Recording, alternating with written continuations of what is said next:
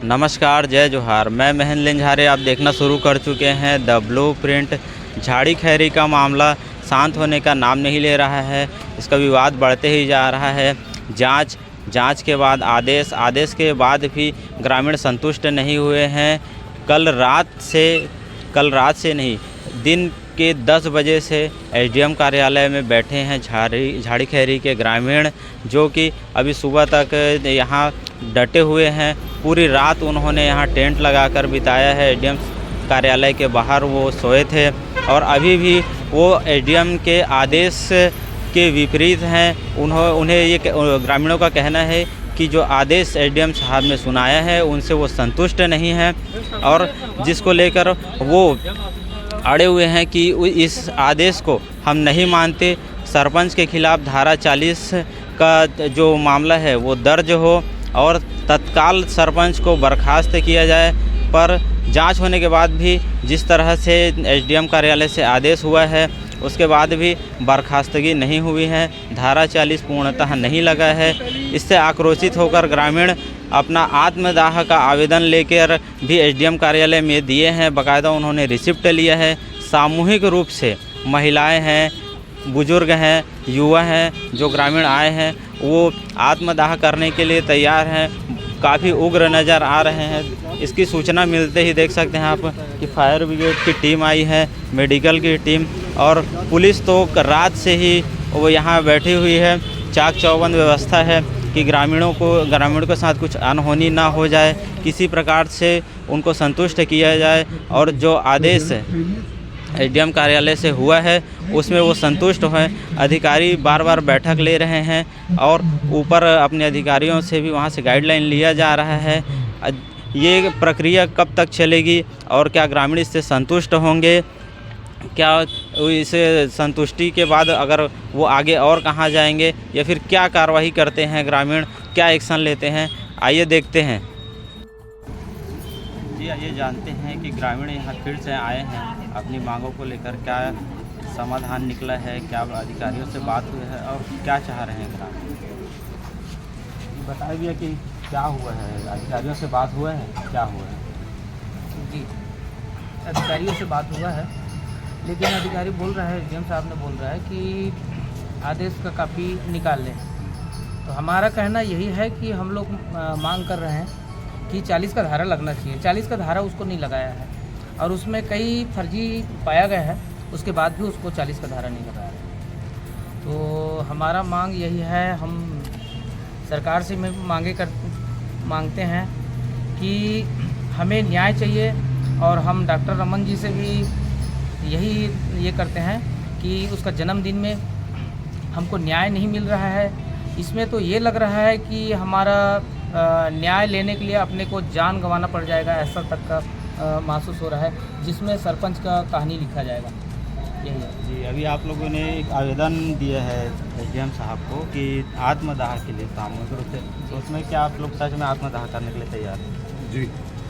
ये इतना मतलब मजबूर क्यों होना पड़ रहा है? अब न्याय नहीं मिल रहा है तो करना पड़ेगा। तो आप लोग की मांग पूरी क्यों नहीं हो रही? क्या समस्या क्या आ रही है? सब मिली भगत के कारण। आप लोग अधिकारियों पर मिली भगत का आरोप लगा रहे हैं। जी।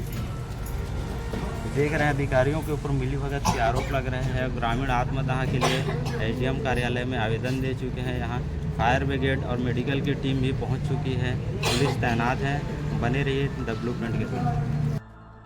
जी, हम लोग विगत 3 वर्षों से हम अपने न्याय के लिए बार बार एसडीएम से, कलेक्टर से, सीएम से गुहार लगा रहे हैं, लेकिन बड़ी मुश्किल से जब जांच हुई, उसकी रिपोर्ट बनी, तो एसडीएम साहब ने, जो पूर्व एसडीएम साहब थे, उन्होंने निर्णय देने से इनकार कर दिया था, निर्णय दे ही नहीं रहे थे। और जो वर्तमान एसडीएम साहब है श्रीकांत कोराम, उन्होंने जब निर्णय दिया है तो उसमें इस प्रकार का निर्णय दिया है कि ऐसा लग रहा है कि सरपंच का, शासन का, प्रशासन का पूरी तरह से मिली भगत है।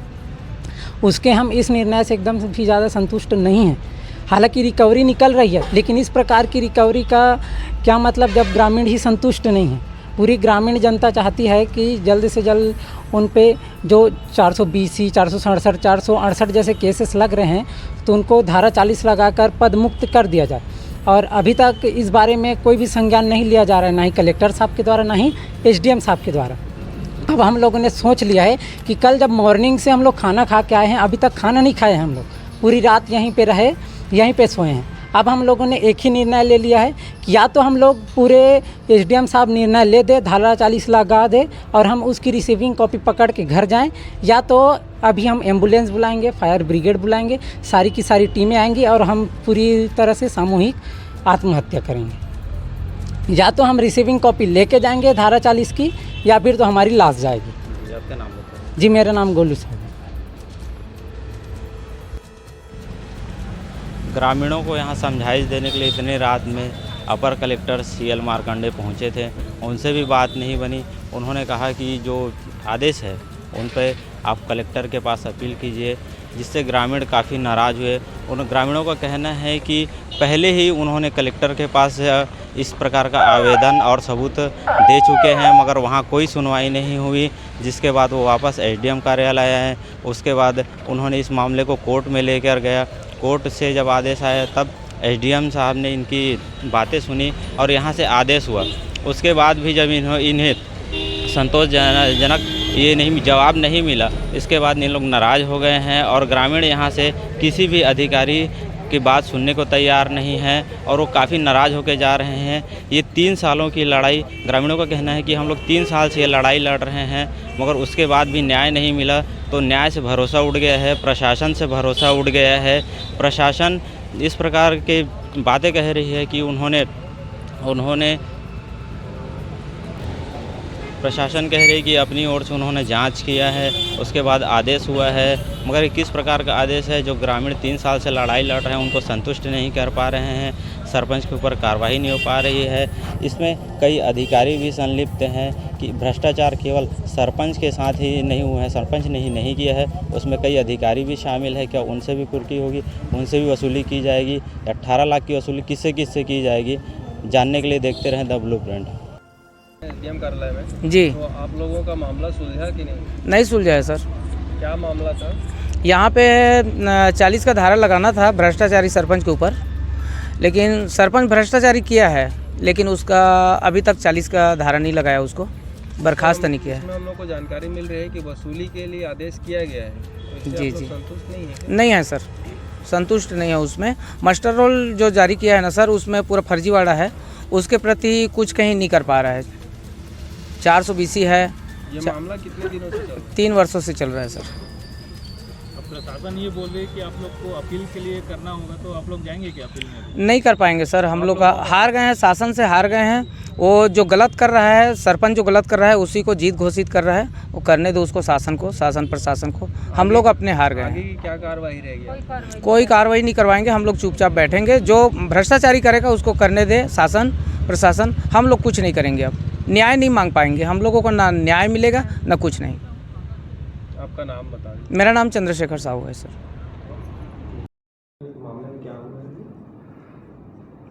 जनपद पंचायत छुरिया के ग्राम पंचायत झाड़ी खेरी के सरपंच के खिलाफ में ग्रामवासियों के द्वारा जो शिकायत की गई थी, उस शिकायत में तहसीलदार और उनकी कमेटी के द्वारा जांच किया गया।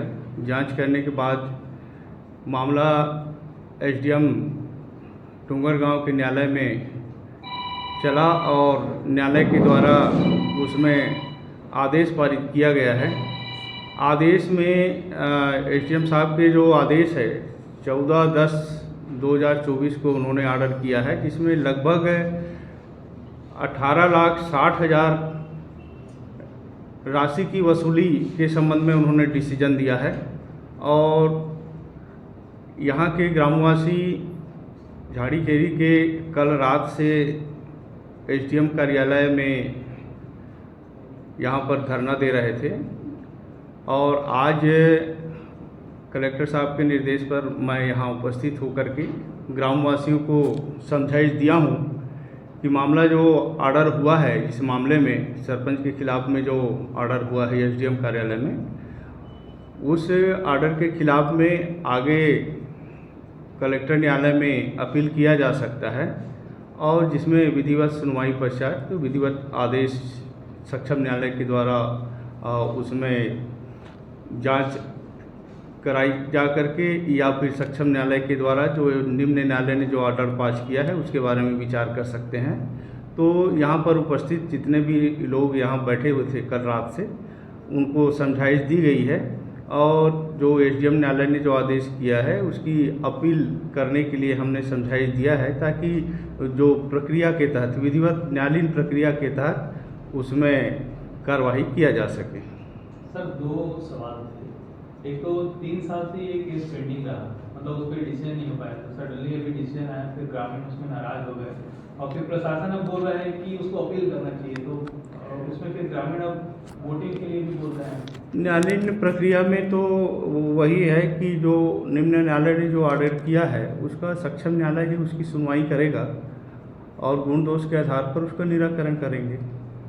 सर, जो भ्रष्टाचार के जो आरोप लगे हैं उसमें कई अधिकारी भी शामिल ऐसा बता रहे हैं ग्रामीण, उन पे क्या कार्रवाई होगी? वो तो जो न्यायालय ने जो ऑर्डर किया है उसके हिसाब से उन्होंने 18,60,000 रुपये का उन्होंने वसूली का आदेश किया है।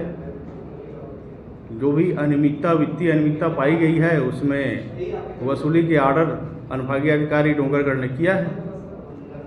सर, पंचायती राज अधिनियम में यह भी है कि यदि दोषी पाया जाता है कोई सरपंच या प्रतिनिधि, तो उसको हटाने के लिए न्यायालय ने जो ऑर्डर किया है ना, उसमें दोषी पाया है, वित्तीय रूप से वित्तीय अनियमितता पाई गई है, तभी तो उसके खिलाफ में या और जो जितने उसमें संबंधित लोग हैं, जो अधिकारी कर्मचारी हैं, उनके खिलाफ में 18,60,000 की वसूली का आदेश किया है। वसूली सरपंच है वो कि अधिकारी हैं? नहीं, ऑर्डर को आप देखिए किसके खिलाफ में वसूली की कार्रवाई का ऑर्डर हुआ है, तो आपको पता चल जाएगा किससे किससे वसूली होना है।